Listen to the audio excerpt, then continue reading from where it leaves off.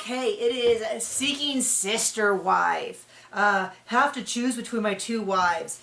Season 6, episode 7, and it's the part of the season where the chickens have come home to roost. Or is that how it says? Something comes home to roost. I assume it's chickens.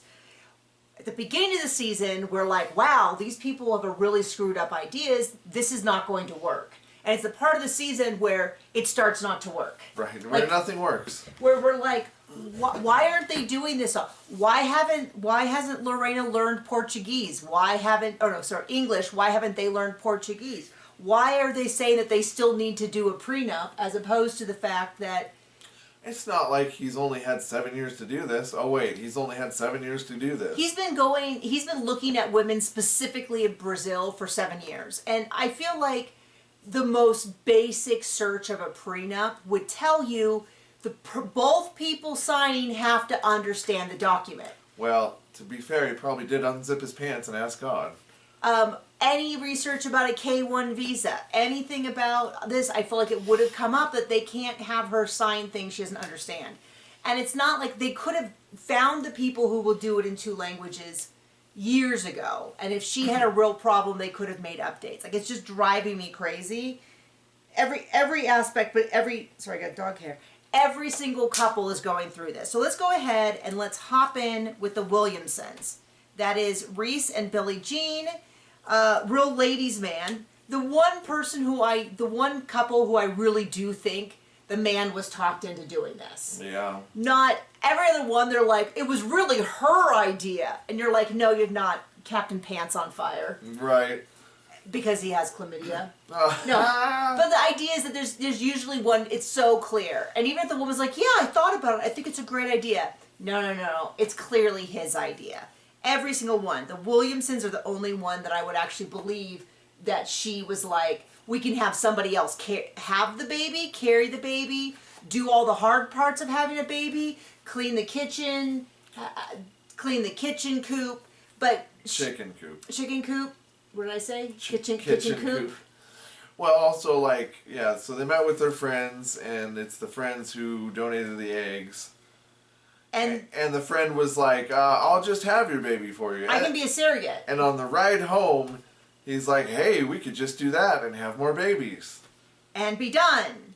And then they're like, no, that's not what we really want. No, they're not like that. She was like that. Well, the producers were like, the viewers are going to want to know why you just don't take that option. Why don't you have a conversation on the way home about why you still want to pursue? And they're like, sure, but we're not getting that. What I was going to say, though, is I think Billie Jean is absolutely confident that Reese would never love another woman. She seems to be right. Well, we know from a preview at some point he starts to develop feelings for another woman, and it clearly shocks her to the core. Absolutely shocked. I do think they have a relationship based a little bit on she's the only one. But they talk a little bit about how even their attempts to go into a larger city, they've had pushbacks from the community. They're like, there's so many words. And they explain the idea of unicorn hunting, dragon hunting, and harem building. And basically but surprisingly, not beards. That was not mentioned. What it does seem, though, to me is the community has identified that what they're looking for is wildly unfair to the person they're looking for. Because how they've explained it is, like I've said, basically they want a brood mare and a maid. So a brood maid. And it doesn't sound, they've already discussed things like, oh, Billie Jean would be the #1 wife. And all of that, said this, yeah, repeatedly, and I think the community is quite correctly clocking that they are not fair. So, unicorn hunting, for those who aren't familiar with the term, is an idea of a couple who is looking for usually a bisexual woman who will have threesomes with them. Is essentially.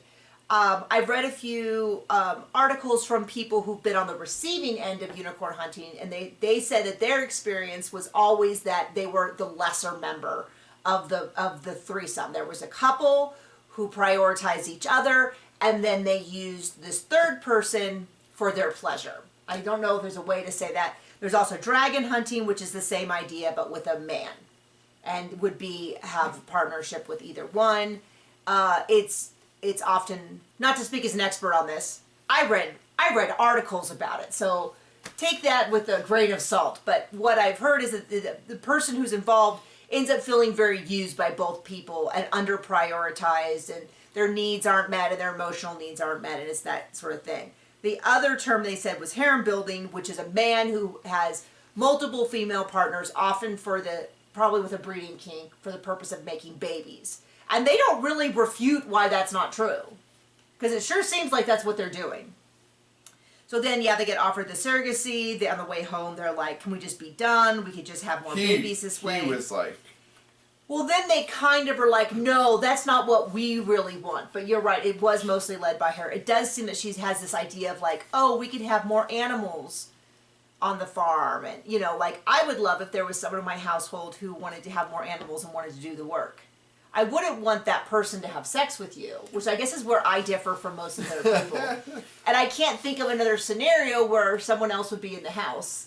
I guess maybe a live-in maid that we paid, but I want to pay someone. I don't want somebody living in my space. And I think this is the exact train of thought that these people went through, which is like, I don't want to pay someone. Well, to be fair, most of these people can't afford that. Right. The Garrick can, apparently. I'm not convinced he can. Well, he keeps paying them out. And he does. It's just okay. Prostitution with more steps. So speaking of which, the Merrifields. So Lorena is meeting with an English teacher online several times a week. And it's come up that she's been there for 2 months. They have 17 business days until her 90 days are up. They have not married. They have not done I wasn't clear if the change of status was something. It sounded like it was something that had to be done after they were married. Yep. Okay. Because there's no status change before. They do not have a prenup. All of a sudden it occurred to them, so 2 months in, he's got an English prenup done, and the lawyer's like, you know that it's not ethical, she can't sign it if she doesn't speak English. Very good reasons we have rules like that. Very important rules. But Garrick was like, oh, I thought we could just run it through Google Translate and that would be clear.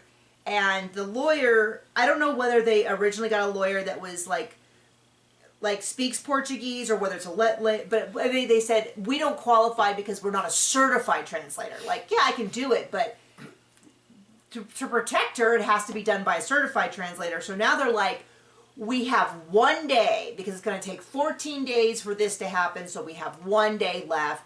And there's this big discussion about, there's a post-nuptial agreement.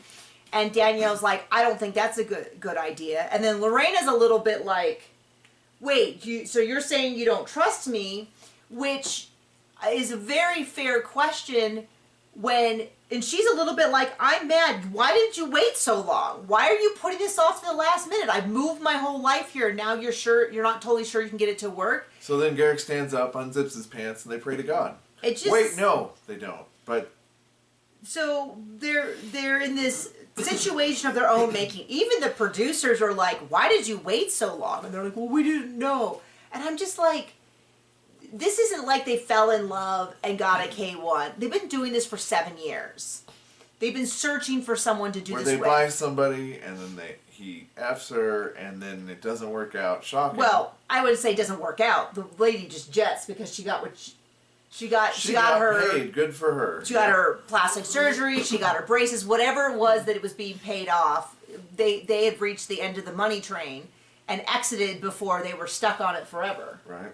I'm not saying that that's what Lorena's doing. I'm just saying that's clearly what happened with the other women. Well, now they're like, and then of course, part of me's like, Danielle's like, oh no, I had no idea. Oh, how weird, Garrick.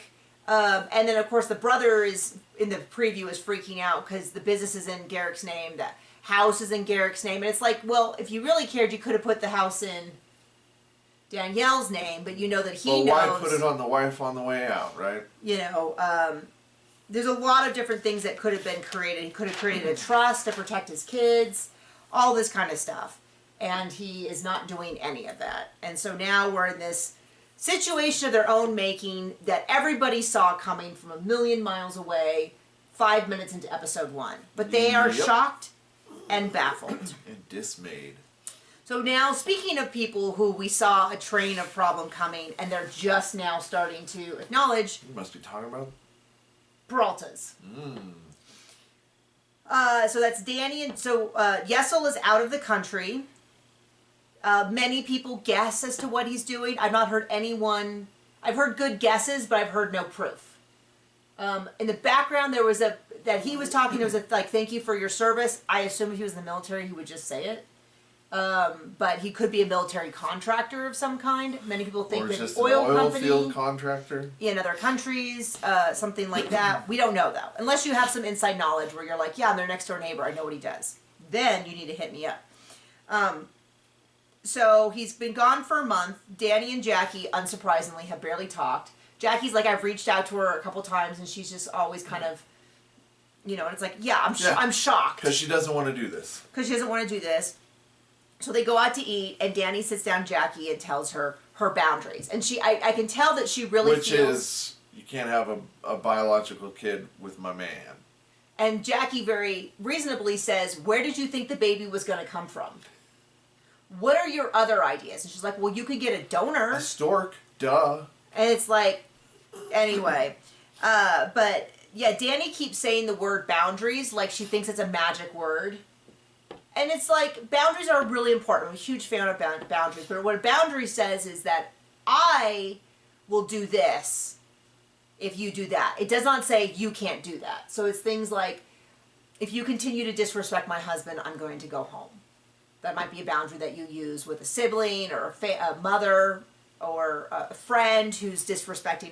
What it does not say is, you're not allowed to talk bad about my husband, because there's no way to enforce that. So, yeah, Danny keeps using the word boundaries like it has any power, because clearly Yesel doesn't respect this boundary. Doesn't care about it. Or her.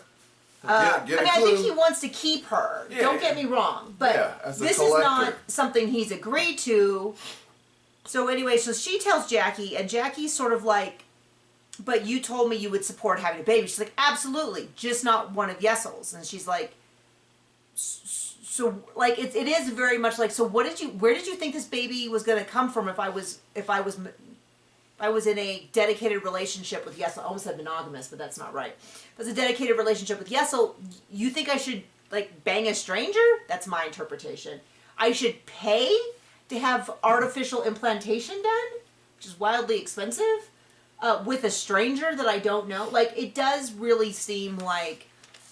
And then Danny explains it, and she's like, well, I always wanted a girl, and I can't have any more kids, and if he had a girl with you, it just really break my heart. Doesn't really address it like, what if it's a boy? But it's also like, this sounds very much like you don't want to have a sister wife, and that would be it's almost like she wants to be in a monogamous relationship with somebody who loves her. Oh. Yeah, and only wants to have sex with her. And it's so funny because it's like, that's such an easy option. There's so many options. I don't know. Oh, you mean like just being... She can leave anytime she wants? Well, I was thinking more like you marry a man who also is like, yes, my idea of a marriage would be the two of us exclusively. Right. I'm not saying that only way it has to be. I'm just saying if that is what you prefer... A lot of people also are looking for that. I'm pretty sure the conversation went like, wait, you want me to stop cheating? Nah. Yeah, I'm not that kind of man. God made me with, like, so much love to give. I just don't think that, like... Just go ask Eric's penis. Yeah, like, I think that, like... And then, like, it would be great because then you would have a friend when I'm gone who's equally invested in our family. And she's like, oh... Will you stop banging strangers and maybe I can at least know the woman and she could be nice to me? And he's like, absolutely, baby, that's what this is. She doesn't want to do it. The thing is, she doesn't want to do it. And it's ridiculous to keep pretending that she does. So Jackie, I wanted her to flip a table. I wanted her to throw a drink. I wanted her to be like, what up, bitch? Like, what are you talking about? Instead, she just leaves right after appetizers. Yeah, she just kind of goes, I'm done. I'm mad. I'm leaving. This would have been a perfect soap opera or Real Housewives of New Jersey moment, but, she laughed, and then Danny's like, oh, I think Yesel's going to be upset. Well, one of the things she did say is she's like, have you talked to Yesel about this? And she's like, yeah, he knows my boundary. And what I felt like she didn't say was, then why the heck has he been telling me that he'd love to get me all pregnant? That he wants to get a baby up in my belly? That he can't wait until his... Yep. I mean, it's... But no, they're much like the rest of this show. No satisfaction. No, nothing's happening. Okay, so then let's get on to this last family who I'm really mad at. I'm surprised that people who are like, oh, I love the Davises. I love the Davises. I don't. Because Teresa is 100% right to be insecure. Because every single time we see them together, it's them and her. And they're very clearly being like, we like you, but not that much. It's that Sex in the City, he's just not that into you, except it's 3 people, and they're not that into her. I mean, it's the opposite. So Danielle didn't want to rush and, That's marry the one from last year. Another woman and take the Davis family name. And this one does, and both times they're like, yeah, you know what? Like, what you're like, comfortable with is not... Oh, they want this, so we'll do the opposite, because it's how we got to keep in line, it seems, is what the thought process is. I don't know. I mean, I don't often... It's unhealthy and abusive, is what it is. It's not often... if you look through, I don't often use the word gaslighting, but this is what happens. Wow, I really love you guys. I want to do something to show how much I'm committed than them. I don't think it's a good idea. I think you're moving kind of quickly. We like you, but like, no. And then she's like, wow, I feel like the vibes are kind of off. How dare you be so insecure as to say the vibes are off? You got a real insecurity problem. This is really a you problem. We like you a lot. Oh, well, gosh, sometimes I don't feel like you like me very much. Wow, so insecure. Okay, well, then if we all like each other so much, then maybe I should change your name. Whoa, bitch, slow down. Like, they're 100% giving out vibes that they're not that interested in her. And then she's like, I feel insecure because I don't feel like I'm as welcome here as everyone else. And then they're like, the real problem is how insecure she is because we're telling her constantly how much she's wanted here. But they're not. And then they cry about it. Or one person does, a little. Yeah, she's like, I just love you so much and I just want you to be happy. What they want is they want her to stay, except that she's a lesser member of the family and the relationship, not be insecure about it and not talk about it, but definitely not want more. Yep. And it's just so clear that he likes her well enough to bang her, but he doesn't really, because she is so far offered to take the Davis name, to marry someone else so that she can be part of the family, to tattoo their faces on her thigh.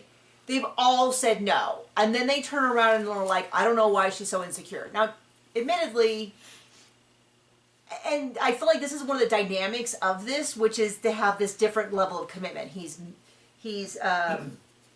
has, the 2 wives are married to each other. He has 2 children with one of them, longtime partner with the other, and then she's just there.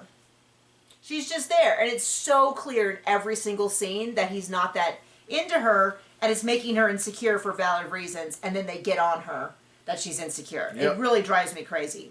And I just want to know what size washing machine they have for those incredibly huge bedspreads and everything. Oh, the bedspreads, no way. Those have to go someplace else. The sheets are probably fine, because sheets don't actually take up that much space. When it's like 3 times a king-size sheet? I know, but they can still fit in. The comforter would not, because our king comforter can just barely fit. But we can do all of our sheets and some towels. So I think that the sheets would be fine. I'm just saying. If you have... Curious minds want to know. Yeah. So April talks about how Teresa's really insecure and it creates a bad energy in the house. And I'm like, yeah, because it's so... You guys are all lying about what is actually happening. I don't know if it's for the TV show or if they're just being dicks. But it's like... Yep. I remember one time, so when I graduated, I think it was from high school, I was a camp counselor at our church's camp for junior hires. And at that, there was a group of like the popular kids and there was one new kid. And you could tell that they just kind of didn't like this girl. There was every couple days there was some drama where she would be crying and we would like facilitate. And then the other ones would be like, we're so sorry, we won't do it again. And she'd be like, okay. And then they would run off and it would happen again. And I remember one of the camp counselors like that was, I must have been older. I think maybe I graduated college. And this was one of the younger counselors who worked with these kids all the time. And she's like, I know that we're supposed to encourage them to forgive and all that. She's like, but I really want to tell her that those girls are not her friends and she needs to not forgive them. Like, they're saying they're her friends. I can't remember the word she used. My memory of it in terms of impression was, they're a bunch of bitches. Yeah. And she's a nice kid, and she should find some other nice kid friends that are, like, not doing whatever social stuff they're doing. Because no expert on junior hires, but their social range is so big.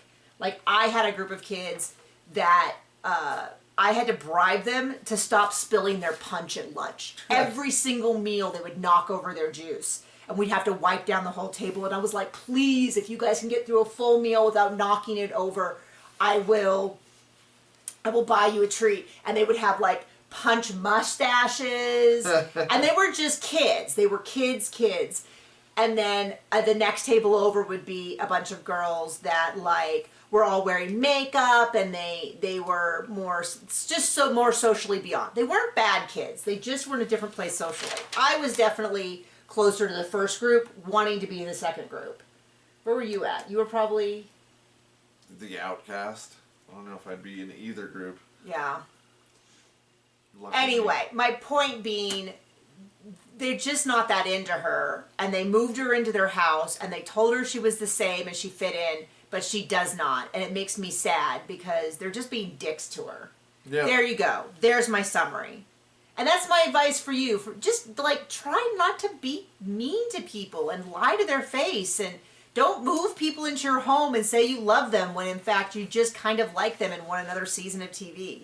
I'm just going to say that. Like, it's fine. They don't have to like her. That's not what's required by law. But to continue to be like, you fit in and your problem is your insecurity when the problem is people treat you bad. Not right. Okay, bye.